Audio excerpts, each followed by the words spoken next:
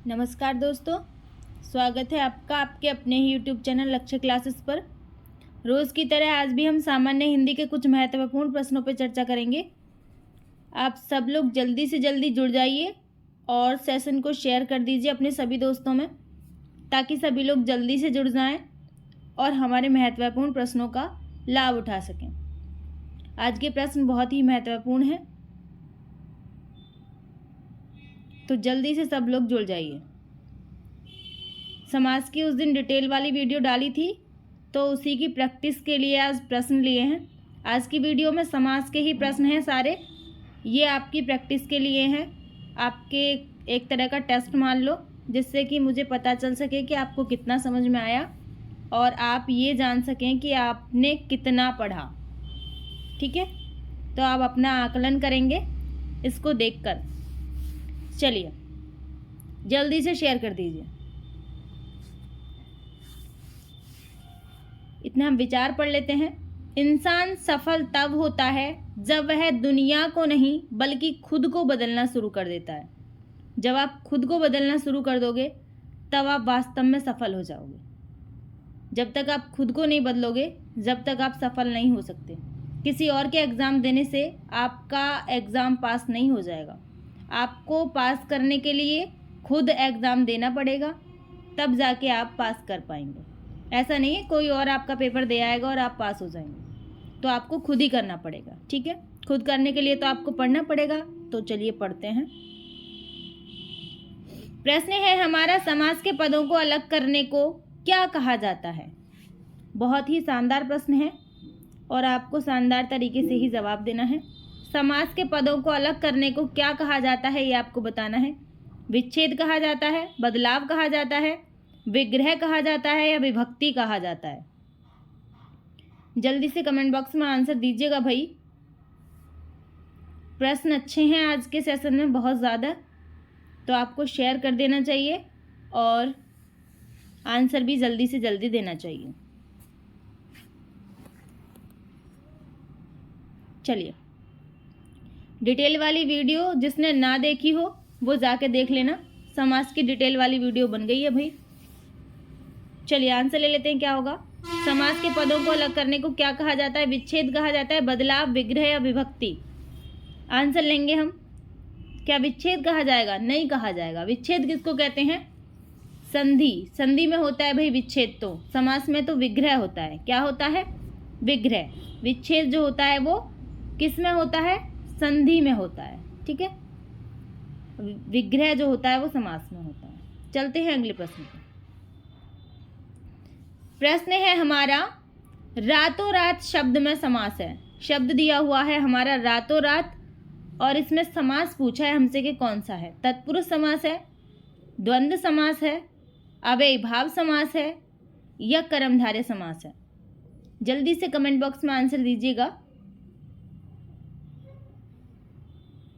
ये प्रश्न कई बार एग्जाम में आ गया है और इसको बच्चे गलत भी बहुत करते हैं, तो आपको गलत नहीं करना है, इसलिए मैंने ये वीडियो में ले लिया है। ठीक है, चलिए जल्दी से आंसर दीजिएगा।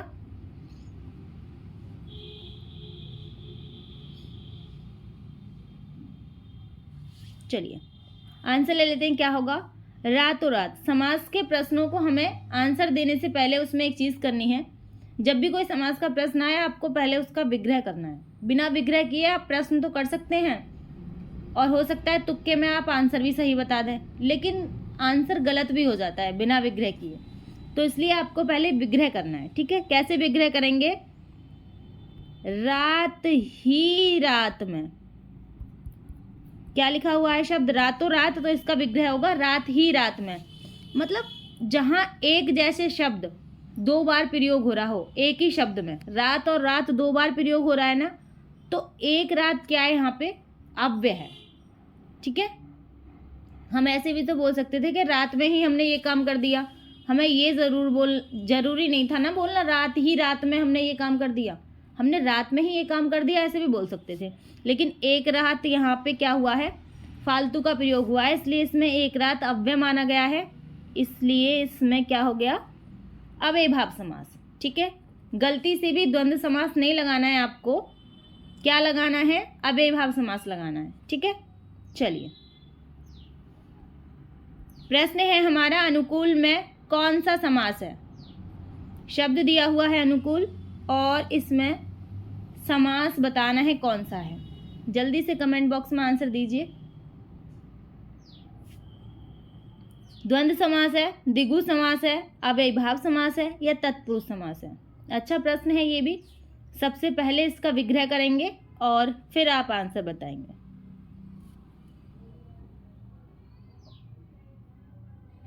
आपको परिभाषा तो प्रश्न पढ़ते ही याद आ जानी चाहिए कि इसके बारे में हमने डिटेल क्या पढ़ा था। क्या पढ़ा था हमने, क्या पढ़ रखा है? इसका हम विग्रह कैसे करेंगे? कुल के अनुकूल। ठीक है, इसका विग्रह कैसे करेंगे? कुल के अनुकूल। इसमें जो अनु है ना, यहाँ से देखेंगे, इसमें जो अनु है ये क्या है हमारा? क्या लगा हुआ है? उपसर्ग लगा हुआ है। ठीक है, तो जिसमें उपसर्ग लगा होता है, ये डेफिनेशन होती है, ये परिभाषा होती है अव्ययीभाव समास की, कि जब भी कोई मूल शब्द से पहले अव्यय आ जाए या कोई उपसर्ग लगा हुआ हो तो क्या होता है? उसमें अव्ययीभाव समास होता है। तो ये अनु, इसमें उपसर्ग लगा हुआ है। ठीक है, तो इसमें अव्ययीभाव समास है। चलते हैं अगले प्रश्न पर। यदि कवि इसका विग्रह करने के लिए आ जाए तो इसका विग्रह कुल के अनुसार होगा। ठीक है, चलिए, प्रश्न है हमारा, पथभ्रष्ट में समास है। शब्द दिया हुआ है पथभ्रष्ट और इसमें हमसे समास पूछा है कौन सा है। जल्दी से कमेंट बॉक्स में आंसर दीजिएगा। अव्ययीभाव समास है, द्वंद्व समास है, तत्पुरुष समास है या कर्मधारय समास है? प्रश्न अच्छा है और सबसे पहले आप क्या करेंगे? इसका विग्रह करेंगे ताकि आप आसानी से बता सकें इसका आंसर।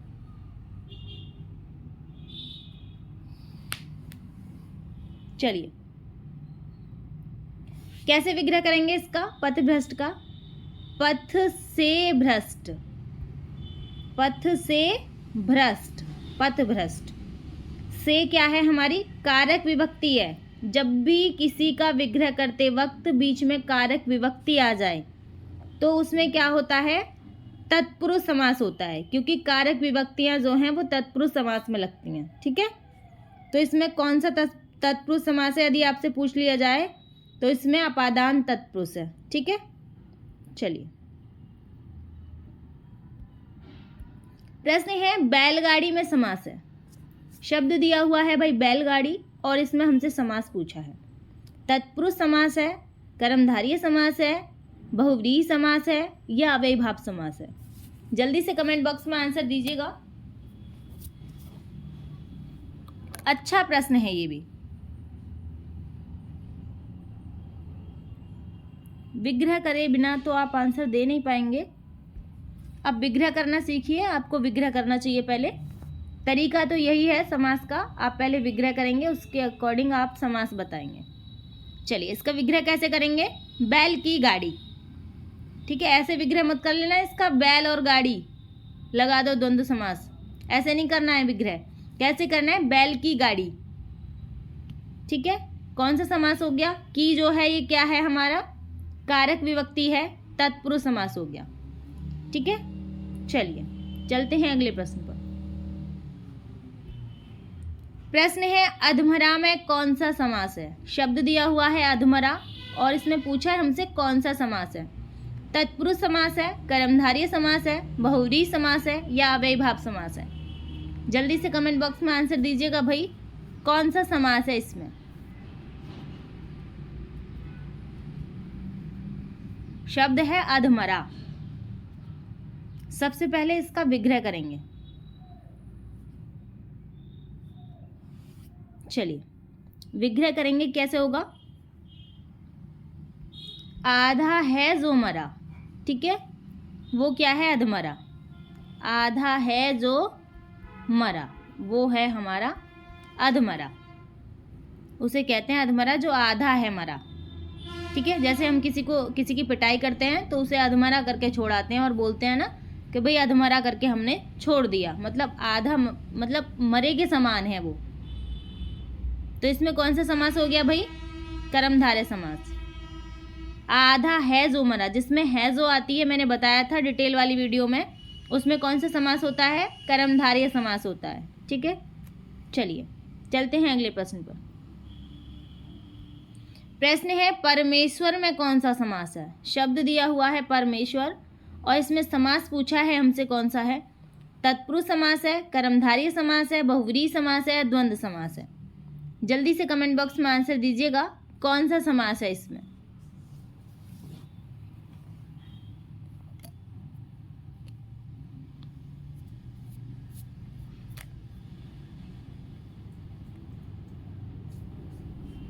चलिए आंसर ले लेते हैं, क्या होगा?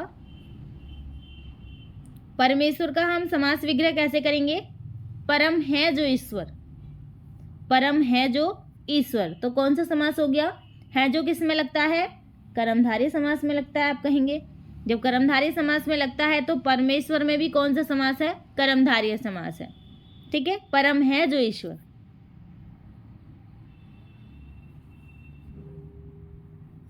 चलिए प्रश्न है चवन्नी किस समास का उदाहरण है? आपको बताना है चवन्नी किस समास का उदाहरण है। जल्दी से कमेंट बॉक्स में आंसर दीजिएगा। तत्पुरुष, कर्मधारय, द्वंद्व या द्विगु? जल्दी से आंसर दीजिएगा भाई, चवन्नी किस समास का उदाहरण है? अच्छा प्रश्न है चवन्नी। अब तो खैर चलती भी नहीं है चवन्नी बेचारी, किसी के पास मुश्किल ही मिलती है, अब तो किसी के पास होगी भी नहीं।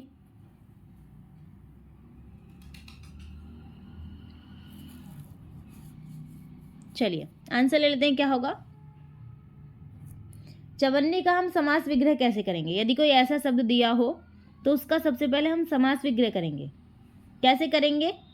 चवन्नी, चार आने का समाहार। ठीक है, चार आने तो होते हैं चवन्नी में, चार आने का समाहार। तो इसमें क्या आया है? संख्यावाचक शब्द आया सबसे पहले, चार। जब संख्यावाचक शब्द सबसे पहले आता है तो उसे हम क्या कहते हैं? द्विगु समास। ठीक है, डी ऑप्शन बिल्कुल सही है। संख्यावाचक शब्द आया, चार आने का समाहार, चवन्नी, तो द्विगु समास हो गया इसमें। चलते हैं अगले प्रश्न पर। प्रश्न है 12 सिंगा शब्द में समास है। 12 सिंगा बहुव्रीहि समास है, कर्मधारय समास है, द्वंद्व समास है या अव्ययीभाव समास है? जल्दी से कमेंट बॉक्स में आंसर दीजिएगा कौन सा समास है 12 सिंगा शब्द में। प्रश्न अच्छा है भाई, और आपको पता भी होना चाहिए क्योंकि कई बार एग्जाम में आ भी गया ये प्रश्न।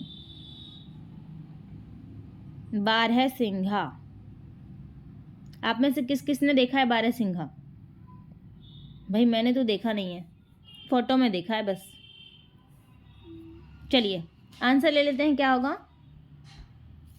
12 सिंघा, इसका कैसे समास विग्रह करेंगे? 12 सिंगों वाला, अर्थात कोई विशेष जानवर है जिसके 12 सिंग हैं। अब हर किसी के तो 12 सिंग होते नहीं है भाई, भैंसों के तो 12 सिंग होते नहीं है। अब कोई ये पूछ ले 2 सिंगों वाला, तो उसको तो हम विशेष कहेंगे नहीं, क्योंकि 2 सिंग तो बहुतों के होते हैं। लेकिन ये कह रहा है 12 सिंगा, 12 सिंगों वाला अर्थात कोई विशेष जानवर है, हर किसी के नहीं होते 12 सिंग, तो इसमें बहुव्रीहि समास है। ठीक है, इसमें संख्यावाचक नहीं देखना है आपको, क्या देखना है कि 12 सिंह है उसके, वो विशेष जानवर है, हर किसी के नहीं होते 12 सिंह, तो बहुव्रीहि समास है। चलिए चलते हैं अगले प्रश्न पर।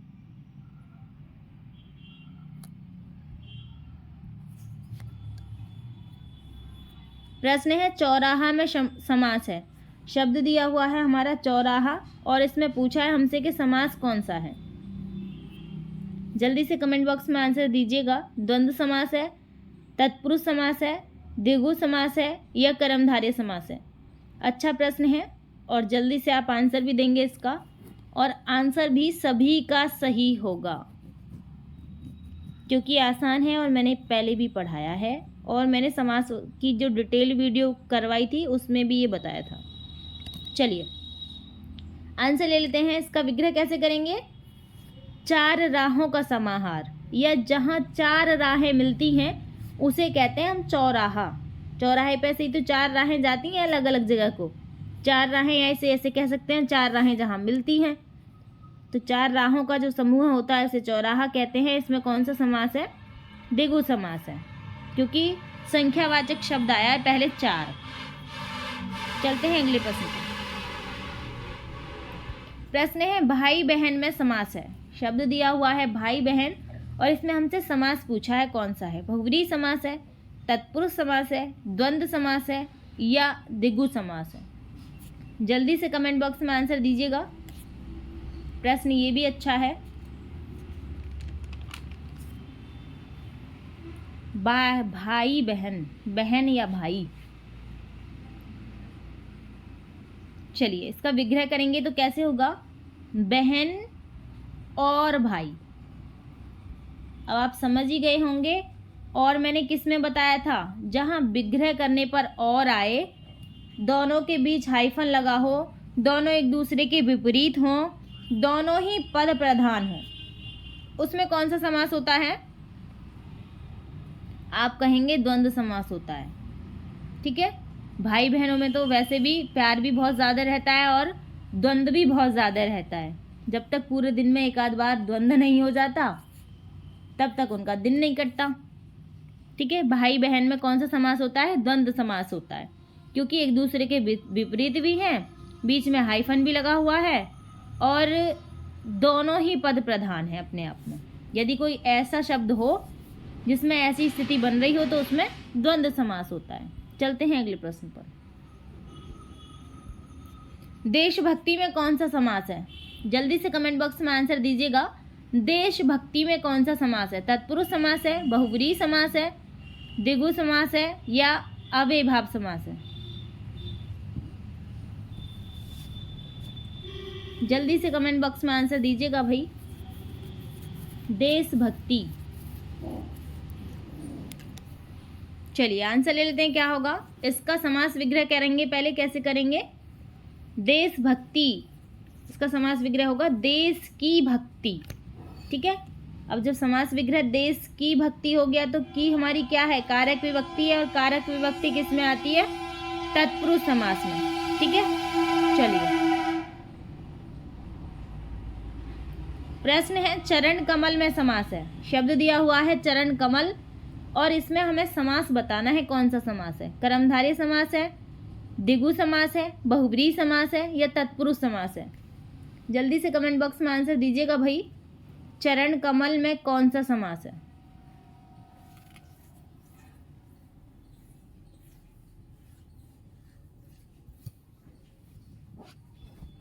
चलिए सबसे पहले इसका विग्रह करेंगे। कैसे होगा?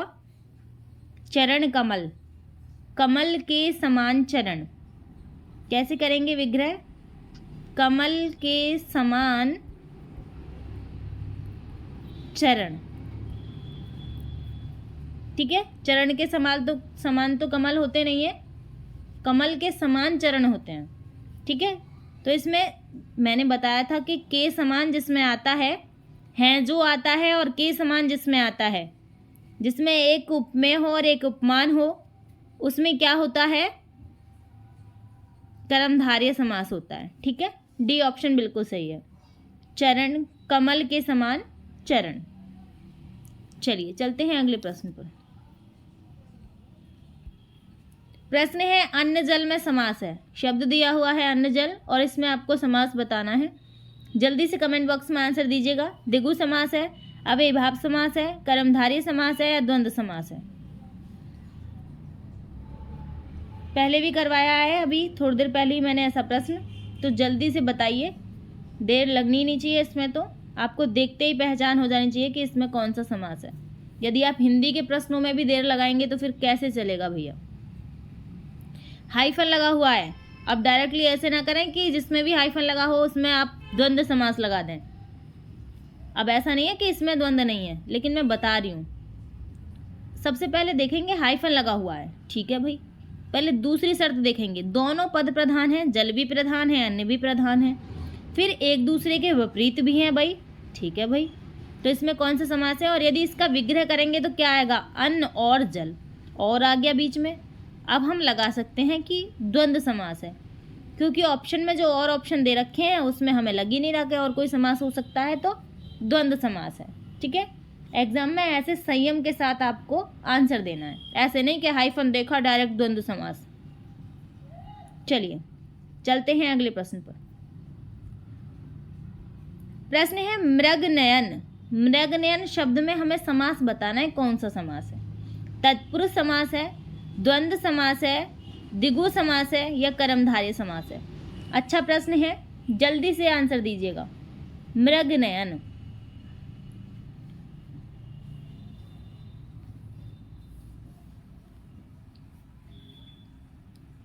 चलिए इसका विग्रह करते हैं, कैसे होगा? मृगनयन, मृग के समान नयन।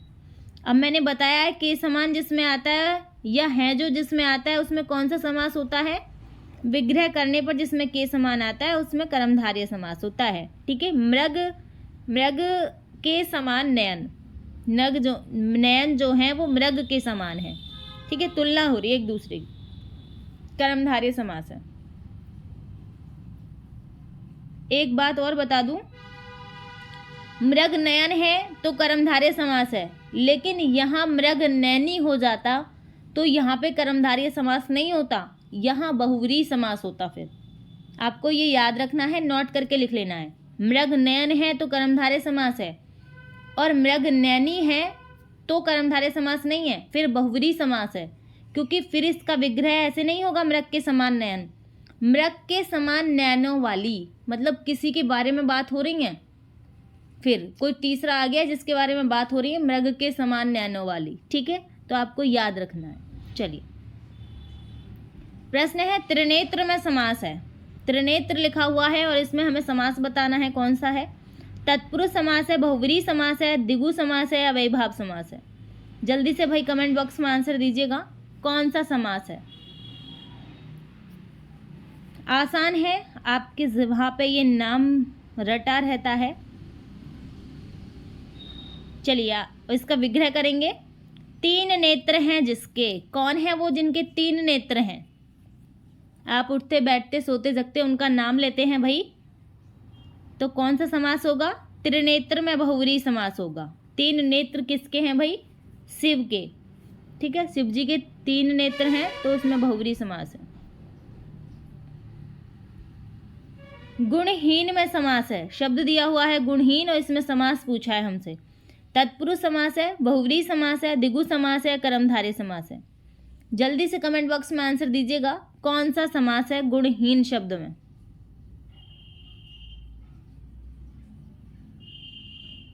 चलिए आंसर ले लेते हैं, क्या होगा इसका विग्रह? कैसे करेंगे गुणहीन का? गुण से हीन। ठीक है, ऐसे इसका विग्रह करेंगे, गुण से हीन। अब से इसमें क्या है? कारक विभक्ति ऐसे, और जिसमें कारक विभक्ति होती है उसमें समास कौन सा होता है? तत्पुरुष समास होता है। ठीक है, याद रखना है आपको। चलिए प्रश्न है जलज में समास है, शब्द दिया हुआ है जलज और इसमें हमसे समास पूछा है, कौन सा है? तत्पुरुष समास है, द्वंद्व समास है, कर्मधारय समास है या बहुव्रीहि समास है? जल्दी से कमेंट बॉक्स में आंसर दीजिएगा।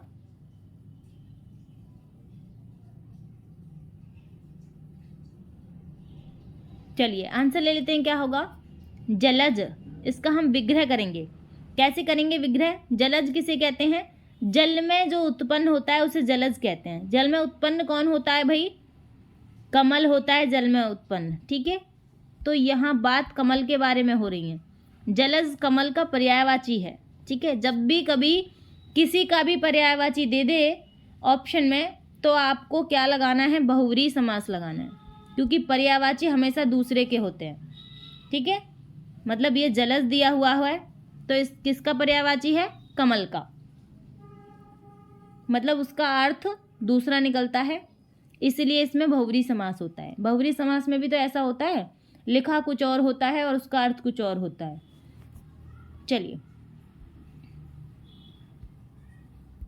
प्रश्न है हस्तलिखित में समास है। हस्तलिखित में समास पूछा है, कौन सा है? कर्मधारय समास है, तत्पुरुष समास है, बहुव्रीहि समास है या द्वंद्व समास है? जल्दी से कमेंट बॉक्स में आंसर दीजिएगा, हस्तलिखित में कौन सा समास है? अच्छा प्रश्न है, बस विग्रह करना आना चाहिए आपको। बाकी तो सभी प्रश्न आसान हैं। समास में खेल ही विग्रह का है। आप विग्रह जिस तरह से कर लेंगे वैसे ही आप समास लगा देंगे। यदि आपने विग्रह गलत किया है तो आप समास भी गलत लगाएंगे। चलिए आंसर ले लेते हैं। विग्रह करेंगे सबसे पहले हस्तलिखित, हाथ से लिखा हुआ। हाथ से लिखा हुआ मतलब से जो है ये कारक विभक्ति आई है, इसमें कौन सा समास हुआ? तत्पुरुष समास। ठीक है, चलिए अब प्रश्न है हमारा, हाथों हाथ शब्द में समास है। शब्द दिया हुआ है हाथों हाथ और इसमें समास बताना है कौन सा समास है। तत्पुरुष समास है, अव्ययीभाव समास है, द्विगु समास है या द्वंद्व समास है। आज के सेशन का लास्ट प्रश्न है और बहुत ही महत्वपूर्ण प्रश्न है, इसलिए इसका आंसर सभी का सही होना चाहिए। जल्दी से आंसर दीजिएगा, विग्रह कीजिएगा। इसका कैसे करेंगे विग्रह? हाथों हाथ, हाथों हाथ का विग्रह करेंगे एक हाथ से दूसरे हाथ में। ठीक है, हाथों हाथ। यहाँ पे मैंने अभी थोड़ी देर पहले आपको बताया था कि जहाँ एक ही शब्द दो बार प्रयोग हो रहा हो एक ही बात को कहने के लिए, तो वहाँ क्या होता है? अव्ययीभाव समास होता है। ठीक है, बी ऑप्शन बिल्कुल सही है, क्योंकि एक हाथ का प्रयोग करके भी हम कर सकते थे उस काम को, उस बात को बोल सकते थे, लेकिन हमने क्या कहा है? हाथों हाथ। ठीक है, तो इसमें अव्ययीभाव समास है, एक हाथ जो है वो अव्यय है। यदि यहाँ पर होता हाथ पैर तो यहाँ द्वंद्व समास होता। ठीक है, लेकिन यहाँ पे हाथों हाथ लिखा हुआ है तो अव्ययीभाव समास है। चलिए, आशा करते हैं आपको सेशन अच्छा लगा होगा। खैर जैसा भी लगा हो वो आपके ऊपर डिपेंड करता है, आप कमेंट कीजिएगा। जो आपको समझ में ना आया हो आप कमेंट बॉक्स में बताना ज़रूर। सेशन को लाइक कीजिएगा, शेयर कीजिएगा एंड चैनल को सब्सक्राइब कीजिएगा। इतनी देर तक बने रहने के लिए बहुत बहुत धन्यवाद।